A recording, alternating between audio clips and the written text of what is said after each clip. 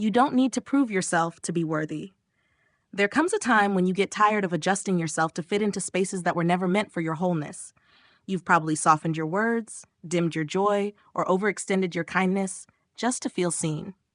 But the truth is, worth isn't something you earn. It's something you already are. It's quiet, unshakable, and rooted in the fact that you exist, and that is enough. Insight 1.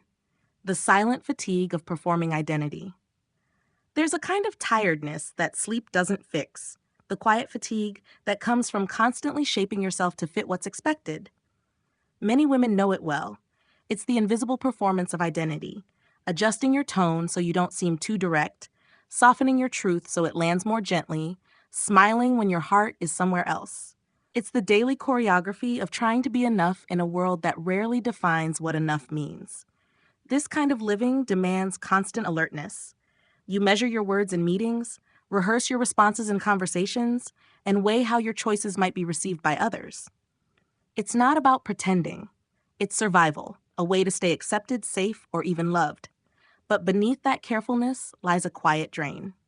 The more you perform, the further you drift from the peace that comes with being real. And that peace begins to feel like a privilege reserved for those who have earned it.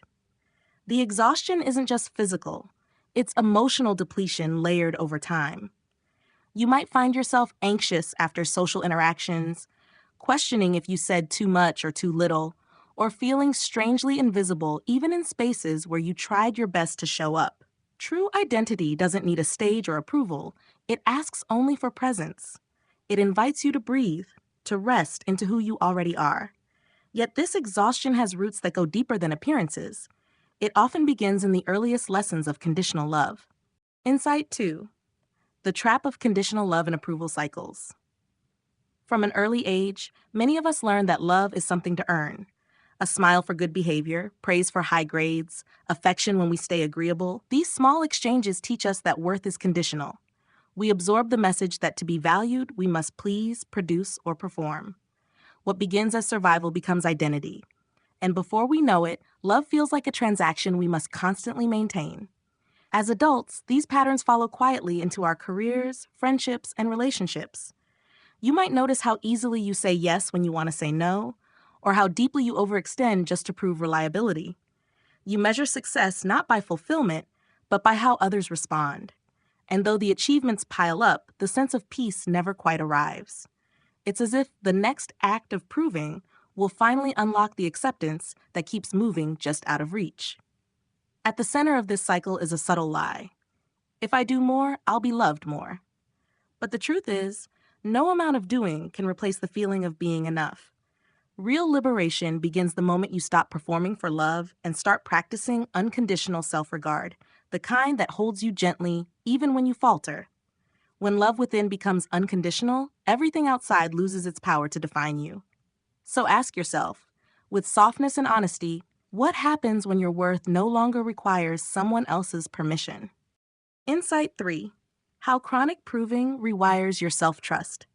When proving yourself becomes a habit, it doesn't just tire your body, it reshapes your mind. Each time you silence your instincts to meet someone else's expectations, your brain learns a painful lesson. My judgment can't be trusted. Over time, this creates a quiet dependency on external feedback. You start seeking signs of approval before making decisions, second-guessing what you already know to be true inside.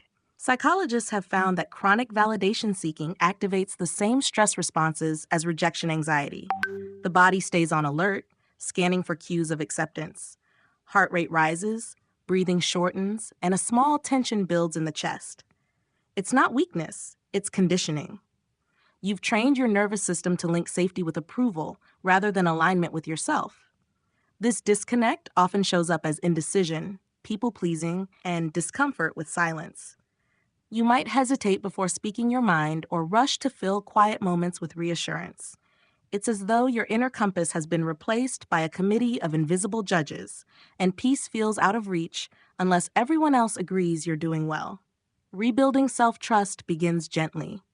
It's choosing to honor your smallest signals, the decision to rest when your body asks for it, to pause before saying yes, to believe your intuition even when it defies logic. Each act of alignment repairs what years of proving have broken. But before we can trust ourselves again, we must first face the emotion hiding beneath all this effort. Insight 4: the hidden grief beneath achievement addiction. There's a kind of grief that hides behind success, the grief of lost time, unmet needs, and unlived authenticity. For many women, achievement becomes both armor and escape. The more we accomplish, the more we convince ourselves that we're safe from the ache underneath. But often that drive for success isn't pure ambition, it's pain in disguise. When you've spent years proving your worth, achievement can become a form of anesthesia. The applause, the milestones, the next project, they offer quick relief, a temporary silence to the deeper hum of self-rejection. Research on overachievers shows a pattern of emotional numbing. Productivity becomes a way to avoid stillness, because stillness might bring feelings we've long avoided: sadness, loneliness, or regret. In truth, busyness is sometimes a language for pain. Every unchecked task, every new goal can whisper, "Don't stop," or the ache will catch up. But beneath the rush, there's usually a heart asking for rest, honesty, and reconnection. Take a quiet moment and ask yourself, what part of your ambition might be driven by avoidance? There's no shame in the answer, only understanding. True fulfillment doesn't come from performing for approval or stacking achievements like proof of worth. It comes from alignment, when what you do flows from who you are, not who you're trying to impress. And when we stop performing, what do we find beneath the applause? Something raw, real, and waiting to be loved back into life. Insight 5: why being seen isn't the same as being valued. In today's world, visibility can feel like validation. The likes, compliments, and recognition can create a momentary high, a sense of being seen. But being seen isn't the same as being valued. Visibility feeds the surface. Value feeds the soul. One fills the ego, the other fills the heart. And too often we confuse the two. Being seen satisfies recognition. It tells you that people are watching. But belonging is quieter. It asks to be understood, not just observed. True belonging happens when you can show up without the performance, without the edited version of yourself, and still feel accepted. That kind of connection can't be measured by reactions. It's measured by peace. Think of the difference between the curated image you share online and the woman you meet in the mirror when no one's watching, the one who carries doubts, tenderness, and truth. The first may draw attention, but the second holds the depth of who you really are. Value isn't found in the spotlight, it's felt in stillness. Sometimes the most powerful thing you can do is practice a little invisibility. Step back from the noise, disconnect from validation loops, and return to your own center. It's in those quiet spaces that you begin to feel yourself again, not as an image to be admired, but as a presence to be cherished. This mirroring between self and others often reveals what we've yet to heal. Insight 6: the mirror effect.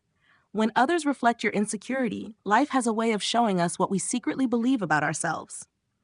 People become mirrors, reflecting not just who we are, but what we still question within. When insecurity goes unhealed, it often returns to us through the behavior of others, not as punishment, but as feedback. A gentle signal pointing to the parts of us still asking for understanding. You might notice this at work when your ideas are dismissed or overlooked. While it can feel personal, sometimes what's reflected back isn't your lack of value, it's your lack of belief in that value.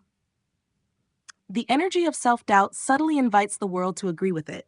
In the same way, when you carry quiet confidence, others tend to respond in kind. Research in social psychology supports this. Our self-perceptions influence how others perceive and interact with us. When we walk through life, bracing for rejection, we unintentionally communicate uncertainty, and people mirror it. But when we ground ourselves in self-trust, that energy shifts. Instead of reacting to criticism or competition, try pausing to ask, what is this moment showing me about what I still doubt? That question turns pain into wisdom. It transforms emotional triggers into teachers.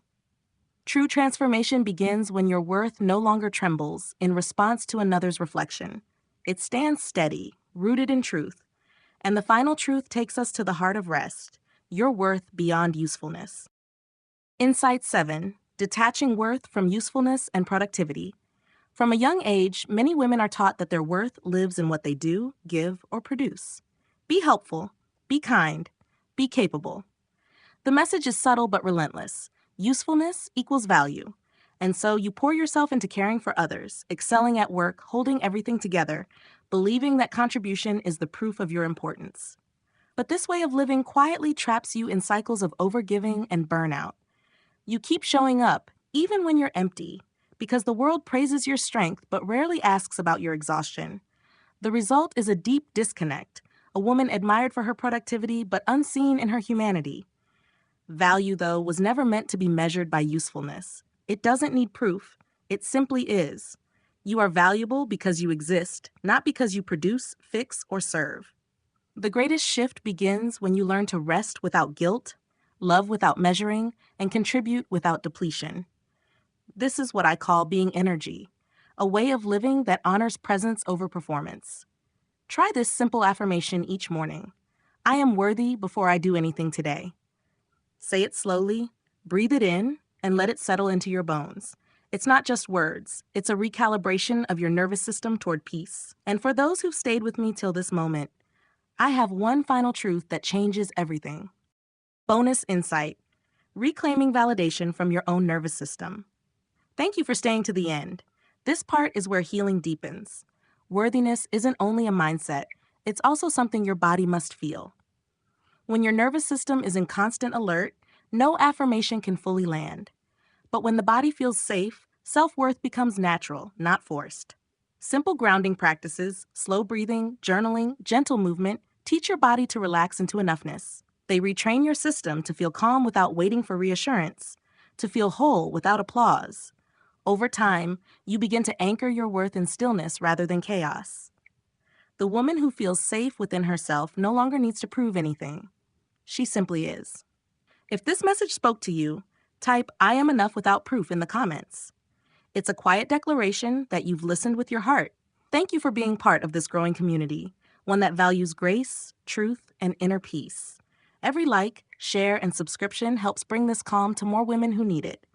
And remember, another video awaits, one that continues this journey toward freedom and wholeness. Until next time, stay grounded, stay gentle, and stay true.